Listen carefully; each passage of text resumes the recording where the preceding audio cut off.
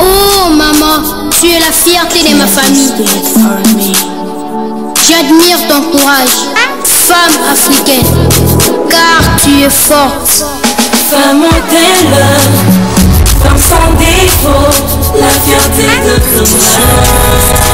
Oh, femme forte, femme noire, femme africaine. La femme est inexemblable. 16h passées de 30 minutes, bonsoir à toutes et à tous et merci de prendre part à ce rendez-vous de l'actualité 100% femmes et enfants. Le samedi, le 16 novembre dernier, le 3e sommet de la jeune fille africaine a été officiellement lancé à Niamey. Je vous propose de suivre un extrait du président de la République, Bazoum Mohamed, à cette occasion.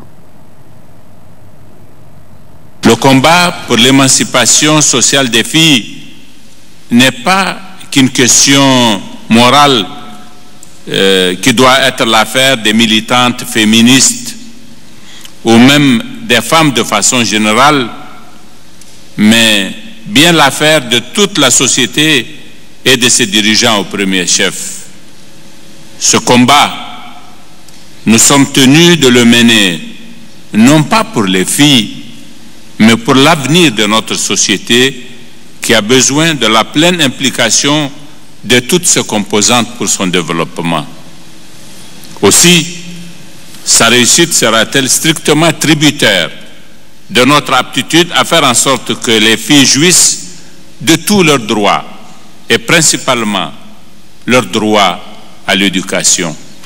Dans les pays comme le nôtre, un enfant non scolarisé ou précocement déscolarisé a toutes les chances d'être un adulte pauvre.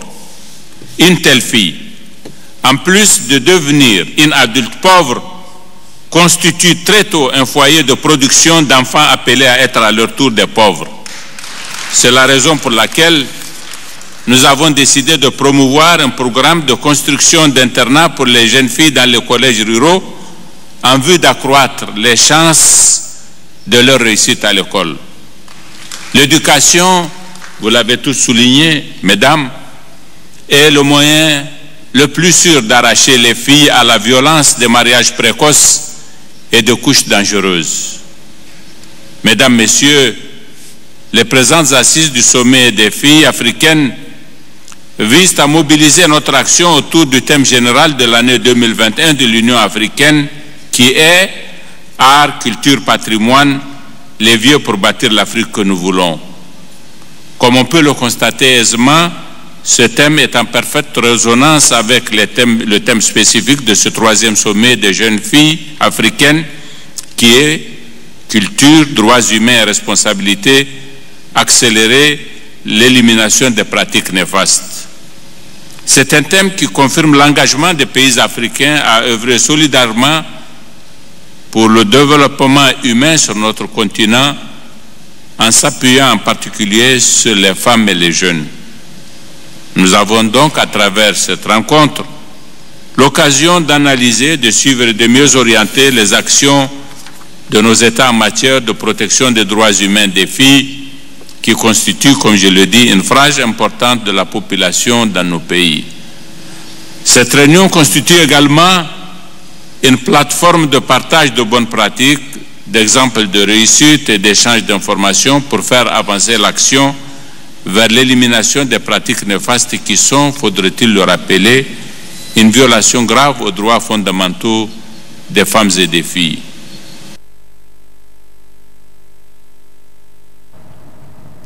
Je vous propose à présent d'écouter plus de précisions avec Zainabou Gagara, toujours sur le 3e sommet de la jeune fille africaine pour la clôture qui a eu lieu le 18 novembre dernier sous la présidence du ministre de la Promotion de la Femme et de la Protection de l'Enfant. Placé sous le leadership du ministre de la Promotion de la Femme et de la Protection de l'Enfant, ce 3e sommet de jeunes filles africains ouvert le 16 novembre 2021 par le président de la République, Bazoum Mohamed, dans le but d'échanger sur les problèmes de la jeune fille africaine. Autour de 16 panels et sessions en présence de plusieurs États membres d'Afrique, initiés dans la lutte contre les pratiques néfastes, afin de trouver un plan stratégique pour éliminer tout genre de violence à l'égard des enfants. World Vision continuera de collaborer avec les gouvernements alors qu'ils font preuve d'un leadership plus fort pour mettre fin au mariage des enfants en alignant les lois et les politiques nationales sur le droit international, en garantissant l'âge légal du mariage de 18 ans et en veillant à ce que ces lois et politiques soient mises en œuvre et dotées de ressources. Concevoir, mettre en œuvre et développer des programmes communautaires et locaux, des initiatives de sensibilisation et de changement de comportement social et s'associer à des chefs religieux, traditionnels et communautaires pour changer les attitudes, les comportements, les traditions et les pratiques néfastes qui contribuent au mariage des enfants. Le représentant de l'UNICEF a relevé tous les défis face à cette situation de la jeune fille africaine. De nouvelles menaces ont été identifiées pour la réalisation progressive des droits des filles en Afrique. Il s'agit notamment des effets de la crise climatique et du sous-emploi, des épidémies sanitaires, de la fracture numérique, de l'exploitation en ligne, de l'insécurité et de la violence. Le changement climatique étant une cause avérée de l'augmentation de la pauvreté, des migrations et des conflits. Une proportion toujours plus grande d'adolescents est confrontée à des difficultés pour réaliser ses droits.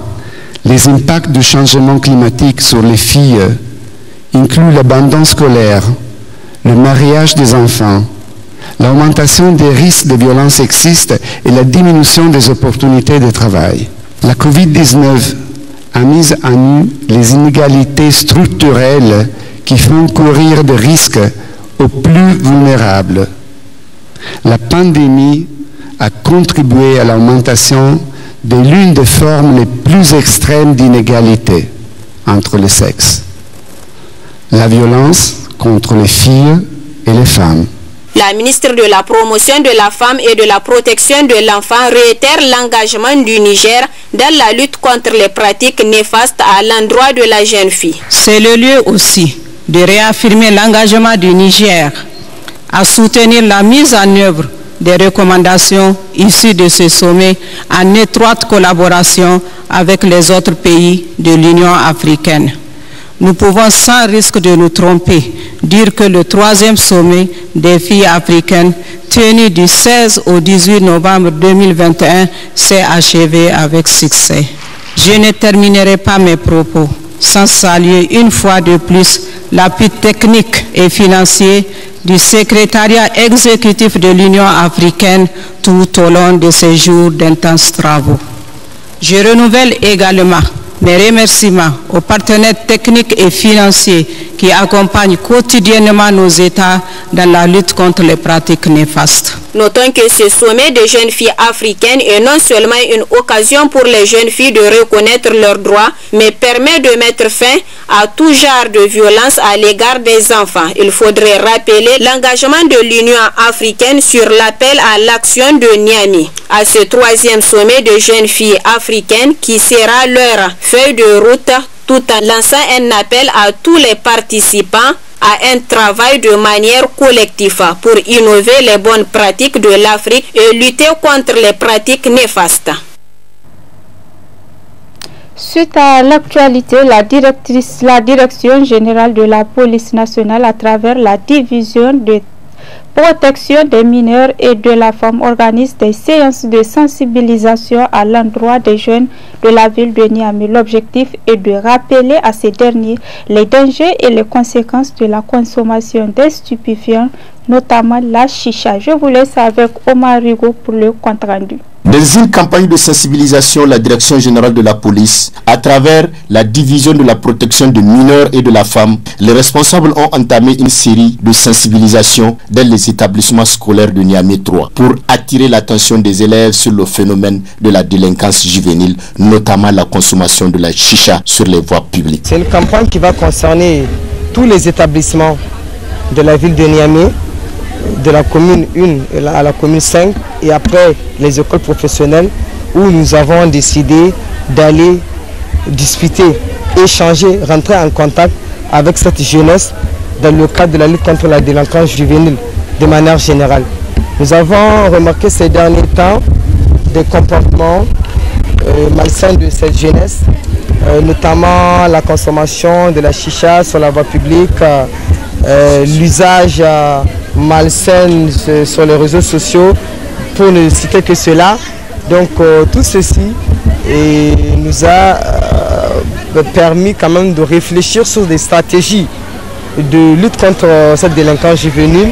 En tant que division de protection, on ne va pas croiser les bras pour attendre que les infractions se posent d'abord pour réprimer. Donc nous avons aussi un devoir moral d'anticiper sur cela, en rentrant en contact avec cette jeunesse, en leur expliquant les conséquences de ces actes-là qu'ils sont en train de poser de manière générale, et aussi attirer leur attention, c'est-à-dire une prise de conscience pour qu'ils puissent comprendre que nous les suivons de près et que ce ne sont pas des comportements autorisés. Donc comme on dit, un homme averti en vaut deux.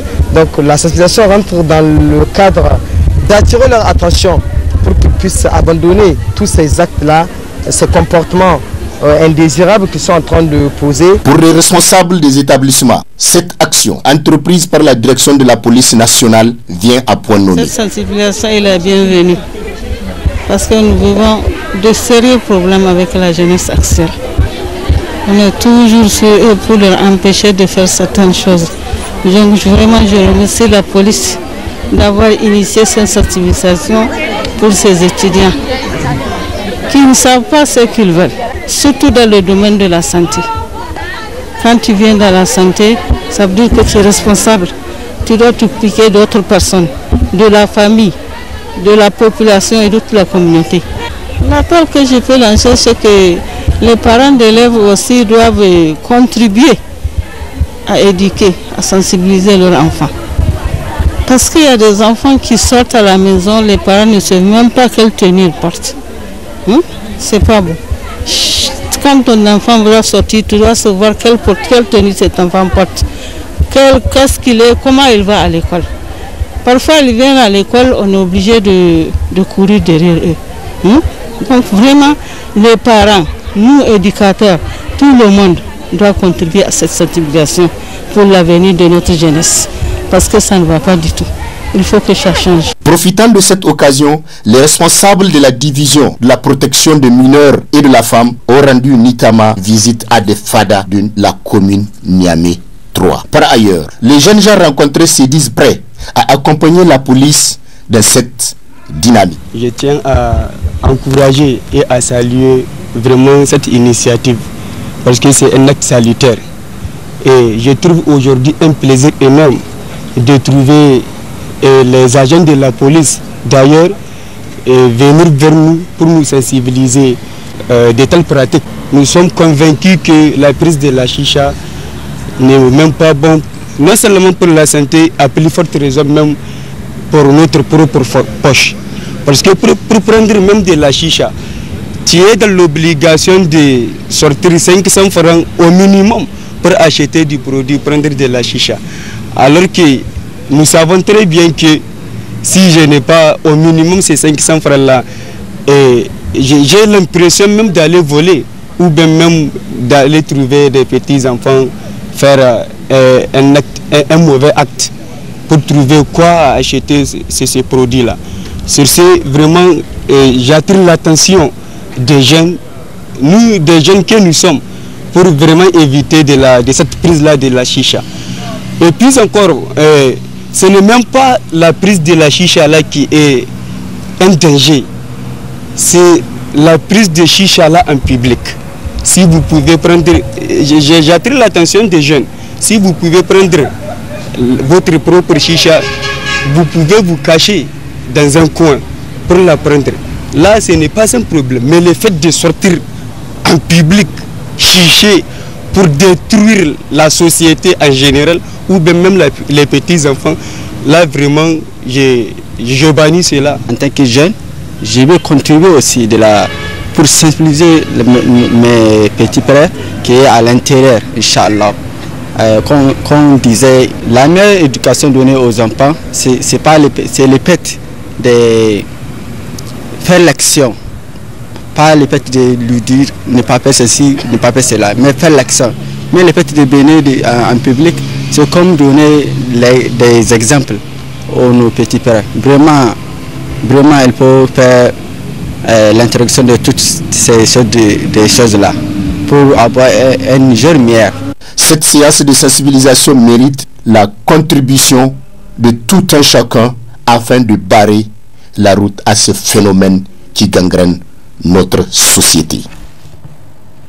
Restons dans le même ordre d'idées pour évoquer cette fois-ci la poursuite de ces séries de visites de sensibilisation de la division de la protection des mineurs et de la femme que le quartier Niamey 2000 a aussi bénéficié. Le point avec Ibrahim Abdelkader et Abdelmoumouni Abdraman. Cette énième sortie de la division de la protection des mineurs et de la femme a pointé ses regards ce 15 novembre vers le 4e arrondissement de Niamey. Le CS Niamey 2001 et 2 et le CSP Asifa ont été la cible de ces sensibilisateurs sur les méfaits de la consommation de cette nouvelle substance toxique communément appelée chicha qui gangrène les rues et les écoles de notre très cher pays. Nous avons le devoir d'aller vers ces jeunes-là pour les rappeler à l'ordre, pour une prise de conscience, pour qu'ils sachent aussi qu'on est là à côté, on les observe et que quand on va terminer cette phase de sensibilisation, et naturellement que nous allons passer à l'autre phase qui consisterait à appliquer la loi tout simplement. Parce que nous considérons que c'est des personnes encore sensibles vu leur jeune âge, vulnérables. Donc on leur a donné la chance de passer, les sensibiliser pour qu'ils puissent comprendre beaucoup de choses. Les choses qu'ils ne connaissaient pas auparavant, ceux qui peuvent les amener en prison, qu'ils les évitent et qu'ensemble, vraiment qu'ils nous facilitent la tâche. Parce que notre mission aussi, et notre mission première, ce n'est pas la répression. En réalité, la mission première de la police nationale, c'est la prévention. Et dans le cadre de cette prévention, nous sommes obligés parfois de poser des actions de rappel, surtout à cette jeunesse-là, pour vraiment éviter qu'ils soient dans des situations embarrassantes. Les écoles la matinée et les fadas dans la soirée, cette division est toujours restée au quartier Niamey 2000 et a rencontré une fada en pleine consommation de cette substance mortelle. Après plus de 2 heures de discussion avec les consommateurs, le message a bien été reçu. Avant vos conseils, on n'avait pas vraiment compris ce qui s'est passé. Nous, on n'était même pas au courant de tout ce qui s'est passé. Mais maintenant, après tout ce que vous venez de nous raconter dans la classe, on a pu savoir ce qui s'est passé vraiment au Niger et on est prêt à changer tout cela. Nous sommes ravis, nous sommes vraiment honorés de la présence de la police nationale et qui a vraiment décidé, parce que nous c'est une première fois pour nous, de venir ici, nous voir, nous rencontrer jusqu'à notre fada pour nous parler, nous sensibiliser de la circonstance de la prise de la chicha. Vraiment, nous sommes ravis et honorés de sa présence. Le message, il est clair, vraiment, il est effectif. Vraiment, ça nous a vraiment touchés. Ça nous a marqué et on a compris vraiment la circonstance du danger dans laquelle la chicha n'est pas bien pour notre société. Fumer, c'est déjà un danger. La chicha tue encore plus. En tout cas, après cette série de visites de sensibilisation, la division de la protection des mineurs et de la femme a fait une promesse, celle de prendre tous les récalcitrants refusant de respecter les dispositions prises à cet égard, tout simplement parce que nul n'est au-dessus de la loi. Avant de clore cette édition, le journal de la femme a une exception spécialement réservée aux hommes, dans le cadre de rappeler les inégalités que subissent les hommes. Depuis 1999, le 19 novembre de chaque année, plusieurs pays célèbrent la Journée internationale de l'homme. Est-ce que cette journée est-elle connue par les hommes? Quels sont les objectifs et l'importance de cette journée et quelles sont ces inégalités que subissent la gente masculine? Écoutez le reportage. Ici, on peut dire qu'il y a une contradiction du moment où on dit que c'est les filles qui ne partent pas à l'école. Quand on fait les sondages, en regardant la scolarité de la jeune fille, toujours on crie qu'il faut que la fille soit à l'école au moins, au minimum d'avoir son BPC. Mais quand on essaie de regarder, ce qui fait cela, les raisons peuvent être diverses. Mais on peut essayer de voir que maintenant, la majorité des hommes ne cherchent qu'à survivre. C'est-à-dire, tant que tu arrives à avoir un petit boulot qui te permettra de survivre, de gérer une famille sans aucune pensée, d'aller loin, tu t'arrêtes pour aller t'en charger de la famille parce que la famille compte toujours sur les hommes et non sur la femme. Et la femme, elle a la chance de continuer ses études. Même si elle s'est mariée, son mari parfois, ou bien sa famille, ou bien la famille de son mari peuvent lui conseiller, il faut la laisser étudier. Donc du coup, elle peut profiter pour avoir beaucoup de diplômes, contrairement à lui qui a décidé d'arrêter les études au profit d'elle, ou bien au profit de sa famille en général. Ce sont des inégalités vraiment qui devraient être revues pour que ça soit vraiment rare, pour que ça devienne vraiment quelque chose qui n'existe plus. Vraiment. Donc on doit vraiment savoir que les hommes, ce sont vraiment la majorité, ce sont des êtres vraiment qui sont responsables, qui sont vraiment des gens forts, des gens qui aujourd'hui, ce sont eux l'avenir du pays. Parce que sans évoquer les femmes, je sais que les femmes ont une place, mais quand même nous les hommes, nous sommes vraiment à la première position si je peux le dire. Bon, les garçons sont moins diplômés que les filles. Selon moi, c'est tout simplement parce que nous, compte tenu de la charge qui nous a été disposée, souvent on vient étudier, mais on est appelé à être un père de famille. On doit gérer notre famille, on doit gérer nos enfants. Ça ne va pas nous permettre d'étudier encore, de faire de longues études. Alors je vois que la femme aujourd'hui, elle est vraiment libre, elle a toute son indépendance, autant pour moi. La femme n'a pas vraiment de charges à faire. Ça, ces charges reviennent toujours à nous. Les hommes n'ont pas assez de moyens, ou bien ils ont beaucoup de projets de se marier qui ne vont pas leur permettre de faire des longues études, contrairement à la fille qui on ne fait que leur donner leurs besoins. Donc ils ont tout le temps de faire leurs études, contrairement à nous. Quand maintenant on regarde à l'université, on prend l'exemple de l'université, l'homme qui fait l'université et la femme qui fait l'université, on ne peut pas les comparer. Parce qu'à la maison, on dit que l'homme pourrait débrouiller seul et continuer dans ses études. Et que la femme, elle dépend toujours de ses parents. À chaque fois, c'est ce que nous...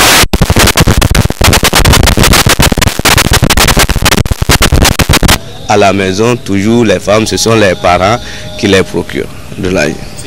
Bon, ce qui explique ce fait est que quand on regarde généralement dans la société où nous sommes, on dit que la mère peut mieux garder l'enfant que le père. C'est ça, parce qu'il y a certaines tâches que le père ne peut pas faire. Il ne peut pas le faire. Par exemple, le père qui est au boulot ne peut pas prendre soin de l'enfant. Il ne peut pas prendre soin de l'enfant en faisant deux travaux à la fois. Et certaines, avec le système qui est venu, garderie, vraiment pour une bonne éducation de l'enfant, vraiment les garderies ne peuvent pas bien éduquer un enfant. C'est pour cela que lors des divorces, la mère tient toujours la garde de l'enfant. Et maintenant, est-ce que...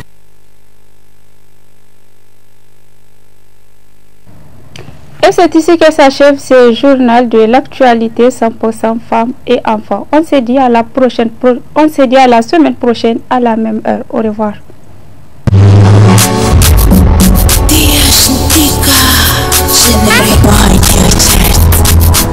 Oh maman, tu es la fierté de ma famille. J'admire ton courage, femme africaine, car tu es forte. Femme modèle, femme sans défaut, la fierté de Christ. Oh,